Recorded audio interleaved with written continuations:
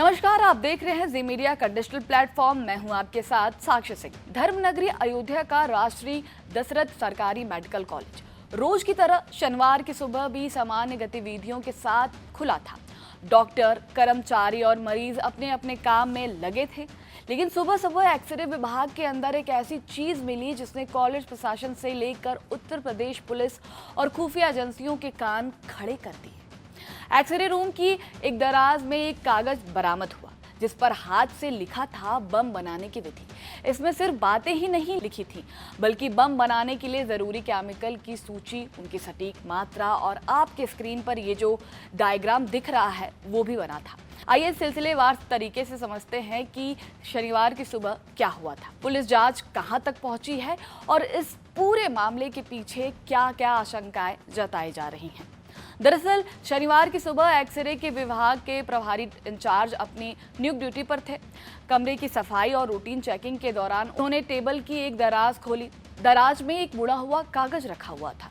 जब प्रभारी ने कागज खोलकर देखा तो उनके होश उड़ गए। कागज के सबसे ऊपर स्पष्ट शब्दों में बम बनाने की विधि लिखा हुआ था। उसमें कई फ्लेमेबल और विस्फोटक केमिकल के नाम भी लिखे हुए थे। किस केमिकल को कितनी मात्रा में मिलना है, इसका पूरा हिसाब किताब दर्ज था। कागज पर एक हाथ से बनाया नक्शा भी था जिसमें दिखाया गया था कि कौन सा हिस्सा कहाँ फिट होगा।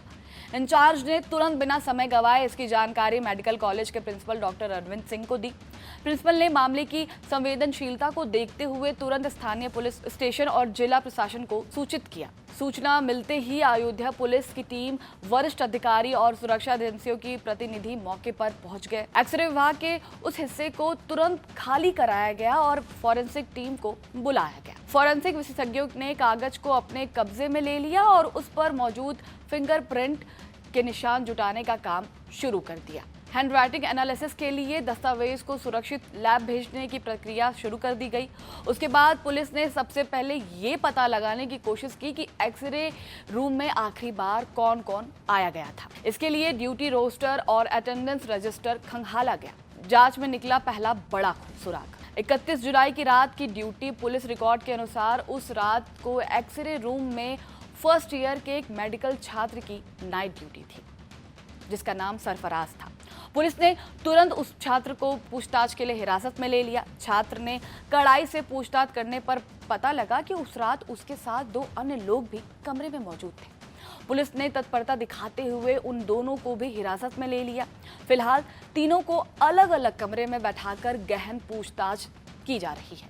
क्या वो कागज उनका था? क्या उन्होंने दराज में कुछ रखते हुए देखा था या वे इस बारे में कुछ जानना चाहते थे? अयोध्या जैसे अति संवेदनशील शहर में स्थिति इस मेडिकल कॉलेज की घटना को पुलिस हल्के में नहीं ले रही है। जांच एजेंसियां मुख्य रूप से 3 संभावनाओं पर काम कर रही है। पहला एंगल, किसी बड़ी आपराधिक या आतंकी साजिश का हिस्सा, क्योंकि अयोध्या एक राष्ट्रीय और अंतर्राष्ट्रीय स्तर पर संवेदनशील धार्मिक केंद्र है।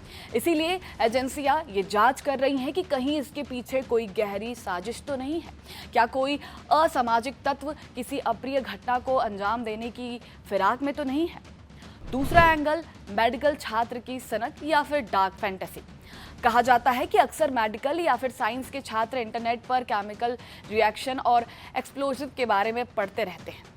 क्या ये किसी छात्र द्वारा केवल जिज्ञासा इंटरनेट से देखकर बनाया गया नोट्स था जिसे वो गलती से दराज में भूल गया था? एंगल 3, कॉलेज प्रशासन को बदनाम करने या खौफ फैलाने की शरारत। क्या किसी अंदरूनी कर्मचारी, सुरक्षाकर्मी या छात्र ने कॉलेज प्रशासन में दहशत फैलाने, प्रिंसिपल को परेशान करने या एक्सरे विभाग के किसी कर्मचारी को फंसाने के लिए ये हरकत की?